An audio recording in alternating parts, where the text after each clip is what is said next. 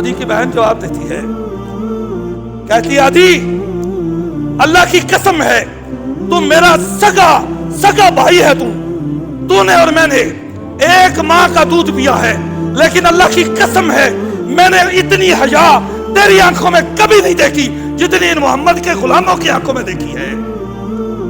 اخلاق میں ایسی مثال دنیا میں کبھی کسی نے پیش نہیں کی۔ ہمارا عالم کیا ہے؟ تمام قسم کی تعریفات اللہ رب العزت کے لیے ہیں۔ اللہ رب العزت وہ ذات ہے کہ جس نے انسان کو مٹی سے پیدا کیا اور مٹی سے ہی اس کے رزق کا، اس کے لباس کا بندوبست فرمایا، اور لاکھوں کروڑوں درود و سلام ہوں اس ہستی مبارکہ مقدسہ مطہرہ پر جن کا نام نامی اسم گرامی حضرت محمد الرسول اللہ صلی اللہ علیہ وسلم ہے۔ وہ ذات گرامی کہ جن کے ذریعے سے اللہ رب العزت نے پوری کائنات کی ہدایت اور رہنمائی کا بندوبست فرمایا، اور جنہوں نے اللہ رب العزت کا پیغام پوری انسانیت تک پہنچایا۔ میں آپ کو تقوی کی وصیت کرتا ہوں، اللہ سے ڈرنے کی وصیت کرتا ہوں، کیونکہ آخرت اسی کے لیے بہترین ہے جو اللہ سے ڈرنے والا ہے۔ ایک بات میں اپنی گفتگو سے پہلے آپ کے گوش گزار کرنا چاہتا ہوں۔ بھئی ہماری جو گفتگو ہے اس کو بیان کرنے کا مقصد اور اس کو سننے کا مقصد یہ اپنے اندر اصلاح و تبدیلی کے لیے اگر ہو تو پھر اس جیسی نعمت کوئی نہیں ہے۔ بھئی یوں ہوتا ہے کہ خطیب خطبہ دے کے چلا جاتا ہے، سننے والا کہتا ہے واہ مزہ آ گیا، لیکن اگر پوچھا جائے بھائی خطیب نے یا بیان کرنے والے نے کیا بیان کیا، ہمیں اس کا کوئی پتہ نہیں ہوتا۔ میری گزارش یہ ہے کہ اپنے ذہن کو حاضر رکھ کے بیٹھیے گا۔ ایک تو جو بیان کیا جائے اس کا پتہ چلنا چاہیے، اور دوسرا اللہ سے توفیق مانگنی چاہیے اس بات کی کہ اللہ ہم نے جو بیان کیا ہے اور جو ہم نے سنا ہے، اللہ رب العزت اس پہ عمل کرنے کی توفیق عطا فرمائے۔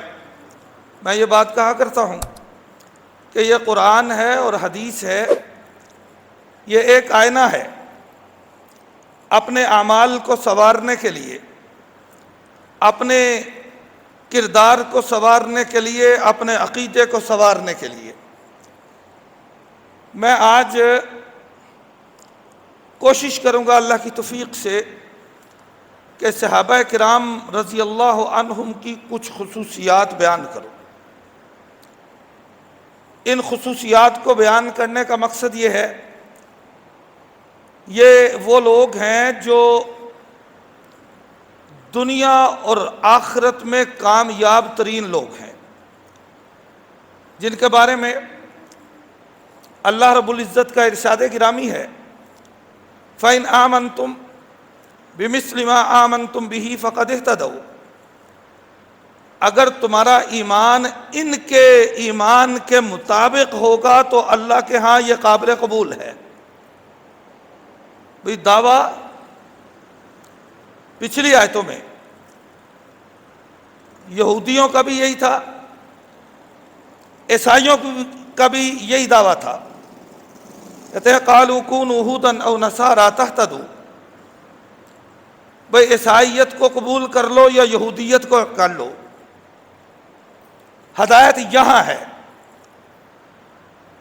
اس کا جواب اللہ رب العزت نے اس طرح دیا فَإِنْ آمَنُوا بِمِثْلِ مَا آمَنْتُمْ بِهِ فَقَدْ اهْتَدَوْا۔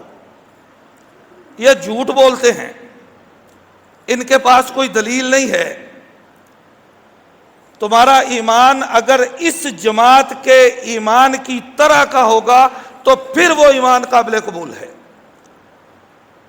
وہ کون سی خصوصیات ہیں کہ جن کی بنیاد پر اللہ رب العزت نے قیامت تک کے لیے ان کو معیار بنا دیا؟ ان خوبیوں پہ ہم بات کریں گے، اور یہ بات میری ساری گفتگو کے دوران ذہن میں رہے کہ جو خوبیاں ان میں موجود ہیں، ہم نے اپنا محاسبہ کرنا ہے، اپنا موازنہ کرنا ہے کہ ہم کہاں کھڑے ہیں۔ یہ ساری گفتگو کے دوران ذہن میں رہے، اور اگر ہم اس پہ عمل کرنے میں کامیاب ہو گئے، اس کو سمجھنے میں کامیاب ہو گئے اور اللہ نے ہمیں توفیق عطا کر دی، تو میں یہ سمجھتا ہوں کہ میرا آج کا بیان کرنا اور آپ کا سننا فائدہ مند ہوگا۔ اگر کوئی تبدیلی، کوئی اصلاح ہمارے اندر پیدا نہیں ہوتی، ہماری ڈگر وہی کی وہی رہتی ہے، تو پھر میں یہ سمجھتا ہوں کہ اس کا کوئی فائدہ نہیں ہے۔ اس لیے میری گزارش یہ ہے کہ اپنے دل و دماغ کو، اپنی آنکھوں کو کھول کے بیٹھیے اور بات کو سمجھنے کی کوشش کیجئے، اور اللہ سے دعا کیجئے کہ اللہ ہمیں اس پہ عمل کرنے کی توفیق عطا فرمائے۔ صحابہ کرام رضی اللہ عنہم کی خوبیاں ایک تاریخ بیان کرتی ہے، ایک اللہ کا قرآن بیان کرتا ہے۔ اللہ فرماتے ہیں یہ محمد کے ساتھی جو ہیں صلی اللہ علیہ وسلم، ان کی یہ خوبی ہے، اشداء علی الکفار رحماء بینہم، اشداء علی الکفار رحماء بینہم، یہ کافروں کے لیے انتہائی سخت رویہ رکھتے ہیں۔ کافروں کے لیے یہ انتہائی متشدد ہیں، لیکن آپس میں انتہائی شفیق اور مہربان ہیں۔ صحابہ کرام رضی اللہ عنہم کی ایک خوبی اللہ رب العزت نے یہ بیان کی کہ اسلام کے دشمنوں کے لیے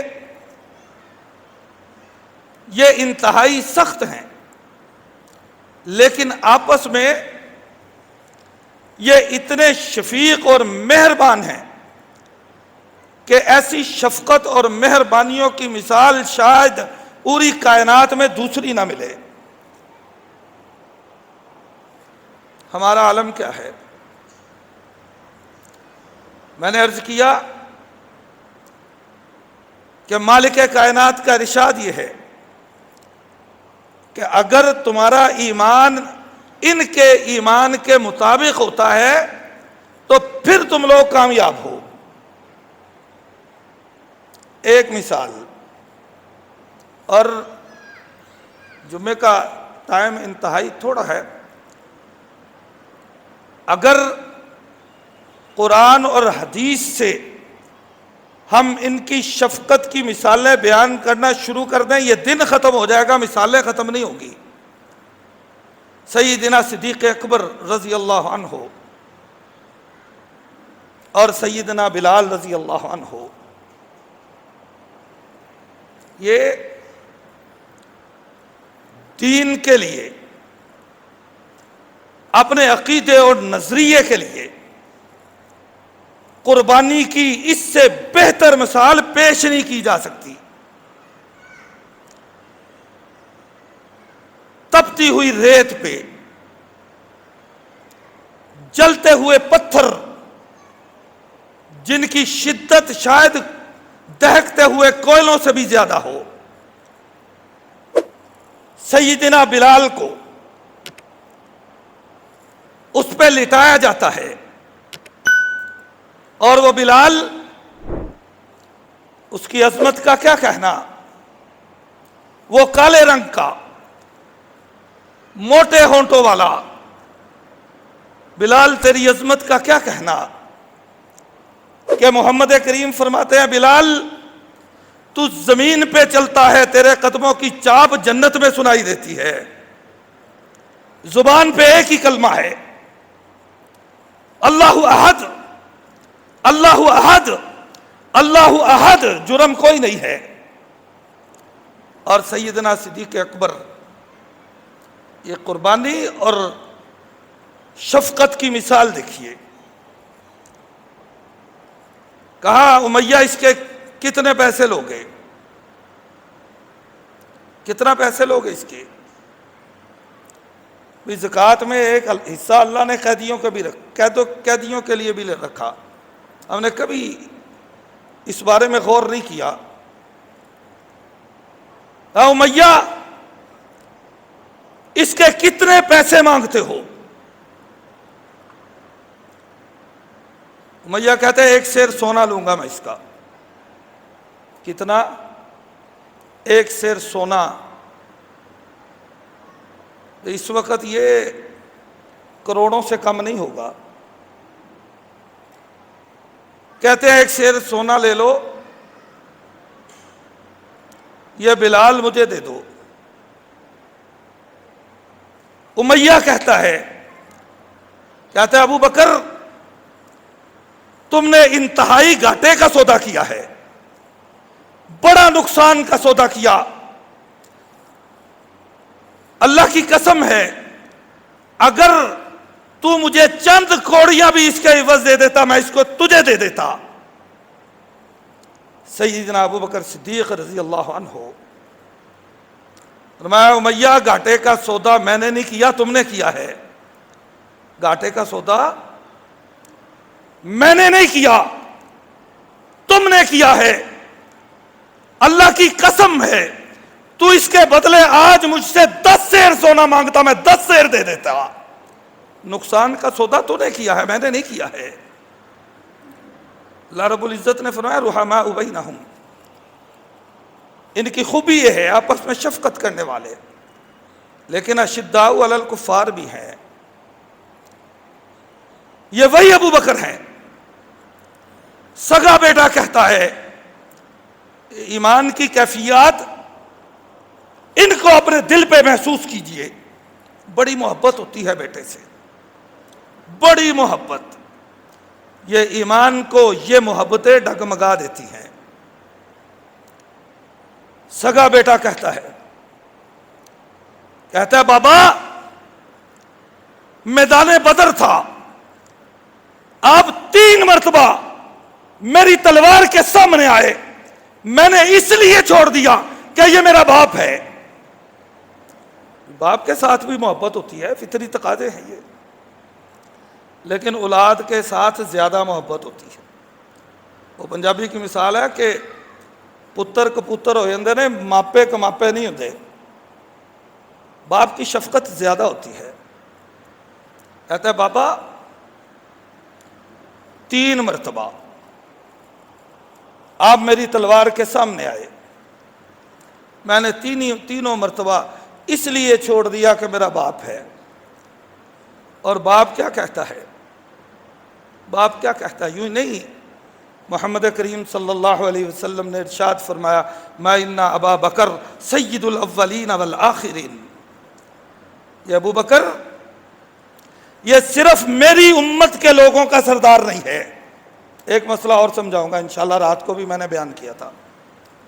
یہ ابو بکر صرف میری امت کے لوگوں کا سردار نہیں ہے، یہ انبیاء کے بعد جتنی امتیں آئی ہیں یہ سب امتوں کا سردار ابو بکر ہے۔ بیٹا 3 دفعہ تیری تلوار کی زد میں آیا، تو نے اس لیے چھوڑ دیا کہ تیرا باپ ہے۔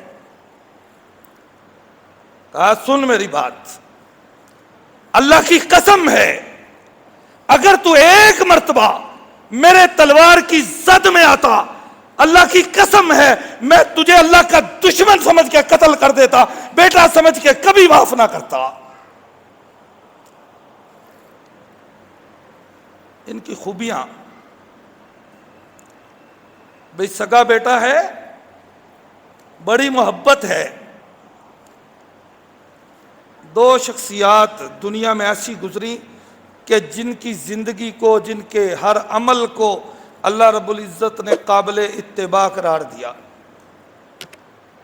قد کانت لکم اسوۃ حسنۃ فی ابراہیم، ایک ابراہیم ہے، دوسرے لقد کان لکم فی رسول اللہ اسوۃ حسنہ، محمد الرسول اللہ صلی اللہ علیہ وسلم ہے۔ ان دونوں کی زندگیاں بہترین نمونہ ہے تمہارے لیے، لیکن پوری جماعت کو اگر معیار بنایا تو یہ صحابہ کی جماعت ہے۔ ساری محبتوں کو اللہ کی محبت پہ قربان کر دیا۔ کسی اور انبیاء، اللہ نے بڑے جلیل القدر انبیاء بھیجے، لیکن جس طرح کے صحابہ محمد کریم کو عطا ہوئے کسی نبی کو عطا نہیں ہوئے۔ ساری محبتیں، مال کی محبت یہ ایک مثال ہے، ایک مثال ہے کہ بلال اس نے 1 سیر سونا مانگا، کہا تو 10 سیر بھی مانگتا ابو بکر دے دیتا۔ غزوہ تبوک، جس کو صحابہ کرام رضی اللہ عنہم جیش العسرہ کے نام سے یاد کرتے ہیں، جیش العسرہ، تنگ دستی والا لشکر اور غزوہ تھا۔ ابو بکر کیا لائے ہو؟ عمر فاروق رضی اللہ عنہ فرماتے ہیں میں نے سوچا آج میں ابو بکر سے آگے بڑھ جاؤں گا، میرے پاس بڑا مال تھا، بڑے حالات کھلے ڈلے، اور میں نے اپنا آدھا مال نکالا۔ ایمانداری کی بات ہے کہ اگر کوئی شخص، ذرا ٹٹولی اپنے دلوں کو، بھئی کوئی شخص اپنے گھر کا آدھا سامان، اس میں اتنی جرت، اور اگر وہ لے بھی آئے تو گھر والے، دماغ خراب ہو گیا۔ کوئی اللہ دی راہ ہے، میں نے آدھا مال نکالا، آج ابو بکر سے آگے بڑھ جاؤں گا۔ محمد کریم صلی اللہ علیہ وسلم نے سوال کیا عمر کتنا لائے ہو؟ آقا جتنا تھا آدھا لے آیا ہوں، آدھا چھوڑ آیا ہوں۔ ابو بکر تم کتنا لائے ہو رضی اللہ عنہما، تم کتنا لائے ہو؟ کہتے آقا دنیا کا جو کچھ بھی تھا سب کچھ لے آیا ہوں، اپنے گھر کچھ چھوڑ کے نہیں آیا۔ دیکھو ان کو معیار بنایا اللہ نے۔ محمد کریم صلی اللہ علیہ وسلم نے کسی نے پوچھا آقا آپ کو دنیا میں سب سے زیادہ محبت کس سے ہے؟ دنیا میں سب سے زیادہ محبت کس سے ہے؟ فرمایا عائشہ سے رضی اللہ عنہا۔ پوچھنے والے نے پوچھا آقا مردوں میں سب سے زیادہ محبت کس سے ہے؟ فرمایا ابوہا، عائشہ کے باپ سے ہے رضی اللہ تعالی عنہ۔ کا سارا سامان لے آیا ہوں۔ یہ نقشہ کبھی دوسری مرتبہ چشم فلک نے نہیں دیکھا، کبھی نہیں دیکھا۔ اور یہ ایسی شخصیات تھی، میں کہا کرتا ہوں کہ دنیا زمین ان کے قدموں میں نچھاور ہوتی ہے جو اخلاق میں سب سے اعلیٰ ہوں، سب سے اعلیٰ ہوں، اور چشم فلک نے ان سے زیادہ بہترین خلق والے لوگ کبھی نہیں دیکھے۔ شرم و حیا کا عالم یہ ہے، شرم و حیا کا عالم یہ ہے۔ عدی ابن حاتم رضی اللہ عنہ ابھی مسلمان نہیں ہے، لڑائی ہوئی، جنگ ہوئی، اس کی بہن قادی بنی، اور یہ عرب، ان میں کوئی تمدن نہیں تھا، بڑی بڑی قوتیں عرب کی طرف منہ نہیں لگاتی تھی، کہتی آپ ساری زندگی آپس میں لڑتے جھگڑتے رہے، ان سے کیا خطرہ ہے؟ تمدن سے نہ آشنا۔ عدی بن حاتم کی بہن قیدی بنی، محمد کریم صلی اللہ علیہ وسلم کو بتلایا گیا کہ یہ حاتم تائی کی بیٹی ہے، عدی بن حاتم کی بہن ہے۔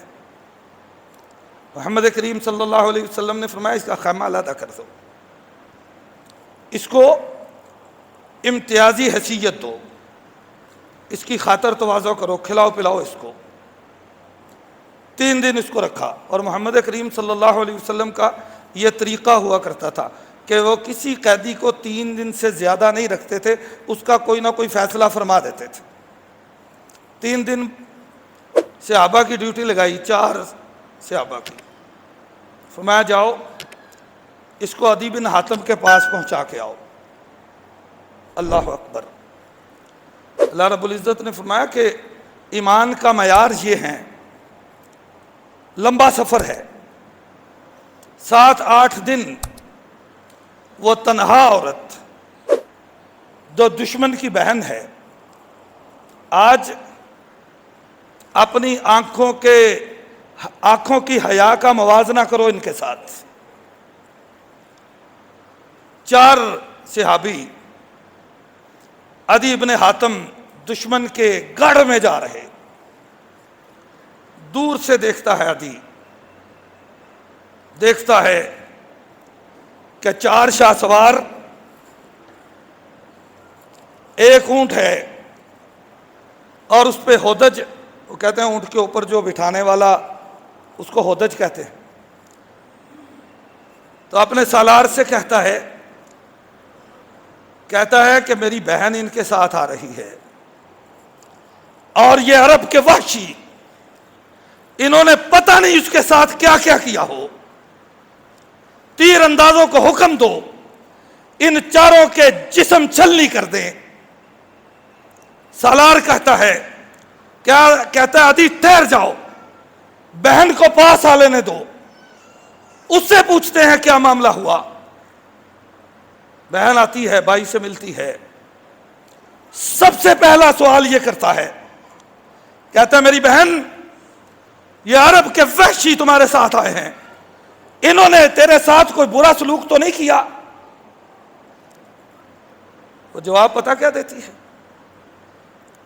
عدی کی بہن جواب دیتی ہے، کہتی ہے عدی اللہ کی قسم ہے تم میرا سگا بھائی ہے، تو نے اور میں نے ایک ماں کا دودھ پیا ہے، لیکن اللہ کی قسم ہے میں نے اتنی حیا تیری آنکھوں میں کبھی نہیں دیکھی جتنی ان محمد کے غلاموں کی آنکھوں میں دیکھی ہے۔ اخلاق میں ایسی مثال دنیا میں کبھی کسی نے پیش نہیں کی۔ ہمارا عالم کیا ہے؟ ہمارا تو دین کہتا ہے قل للمؤمنین یغضوا من ابصارہم ویحفظوا فروجہم، مومنوں سے کہہ دیجئے اپنی نظروں کو جھکا کے رکھا کریں، اپنی شرمگاہوں کی حفاظت کریں۔ اللہ نے ان کو معیار بنایا۔ بھئی سگے بھائی کی آنکھوں میں اتنی حیا نہیں ہے جتنی حیا ان محمد کے غلاموں میں ہے، رضی اللہ تعالی عنہم۔ اللہ سے ڈرنے والے، اللہ سے ڈرنے والے۔ مجھے ایک دوست نے سوال کیا، اس نے کہا جی ایک بات بتلائیں، یہ صحابہ کی خصوصیات ہیں، اپنا موازنہ کرتے جائیے۔ کہتے ہیں آپ صاحب ایک سوال ہے کہ محمد صلی اللہ علیہ وسلم کے سارے صحابہ میں مشترک چیز کیا ہے؟ بھئی مقام مرتبے کے لحاظ سے مرتبے ان کے علیحدہ علیحدہ، سارے جنتی ہیں، ہمارا عقیدہ ہے یہ ہمارا عقیدہ نہیں، یہ قرآن یہی سمجھا رہا، سارے جنتی ہیں۔ سوال کیا ہے کہ بھئی صحابہ میں قدر مشترک کون سی ہے کہ جو سب میں یکساں ہو؟ میں نے کہا کہ طالب علم ہوں ہو سکتا ہے اور بھی ہو، لیکن میری سمجھ میں ان سب میں ایک چیز مشترک تھی، وہ کیا تھی؟ وہ اللہ کا ڈر تھا۔ اولئک الذین امتحن اللہ قلوبہم للتقوی، اللہ فرماتا ہے میں نے امتحان لیا ان کا امتحان میں نے خود لیا۔ اللہ سے ڈر کی کیفیت دیکھیے، میں نے ایک جملہ کہا تھا، آخرت ان کے لیے جو اللہ سے ڈر جاتے ہیں۔ ابو حنظلہ، مقام مرتبہ یہ علیحدہ علیحدہ ہے۔ ابو حنظلہ رضی اللہ تعالی عنہ گھر سے نکلے رو رہے ہیں، گھر سے نکلے رو رہے ہیں۔ کبھی ہم نے یہ فکر کی ہو، کبھی ہمارے دل میں یہ احساس پیدا ہوا ہو، یہ معیار ہے ایمان کا، رو رہے۔ ابو حنظلہ کیا ہوا ہے؟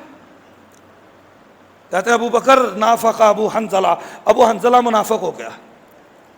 خوف، تتجافى جنوبهم عن المضاجع يدعون ربهم خوفا وطمعا، ان کو راتوں کو نیند نہیں آتی، ہم بڑے مزے کی نیند سوتے ہیں، ان کو راتوں کو نیند نہیں آتی، ان کے پہلو بستروں سے ٹکتے نہیں ہیں، یہ اپنے اللہ سے رو رو کے فریادیں کر رہے ہوتے ہیں، اللہ جہنم سے بچا لے، اپنی رحمت کا سایہ ہم پہ کر دے۔